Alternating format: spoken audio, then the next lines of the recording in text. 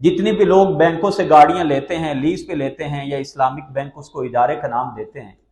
علی وجہ البصیرت الحمدللہ یہ بات کرتا ہوں، اور یہ بات صرف سنی سنائی نہیں ہے، زبانی کلامی نہیں ہے،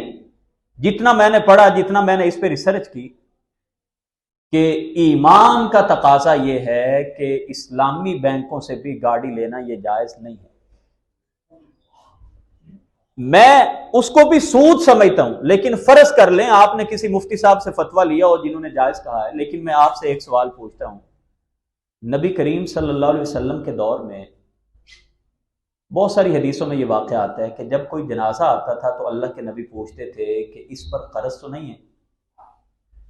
اگر پتہ چلتا کہ یہ مقروض ہے تو نبی کریم صلی اللہ علیہ وسلم اس کا جنازہ نہیں پڑھاتے تھے۔ اور یہ بھی روایتوں میں ملتا ہے کہ جب حالات اچھے ہو گئے تو نبی کریم صلی اللہ علیہ وسلم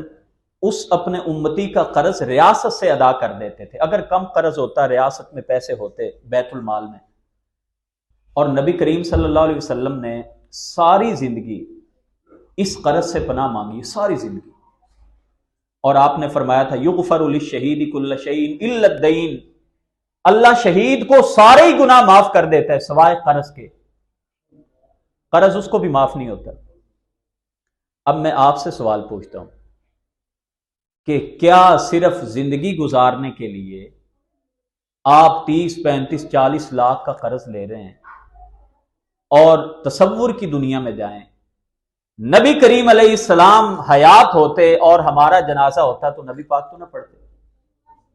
اللہ کے نبی صلی اللہ علیہ وسلم نے کچن چلانے کے لیے، گھریلو گزر بسر کرنے کے لیے قرض لیا، اس کے باوجود اللہ سے دعا کر رہے ہیں اللہ قرض سے مجھے پناہ میں رکھنا، اور ہم اپنی زندگی کو شاہانہ بنانے کے لیے گاڑی لے لی، سورس ہے نہیں، پیسہ کہاں سے واپس کرو گے، پھر ادھر ہاتھ مارنے ادھر ہاتھ مارنے، پھر دلیلیں تلاش کرنی، پھر ادھر سے بھی پیسہ پکڑ لو، اللہ بڑا غفور الرحیم ہے جی۔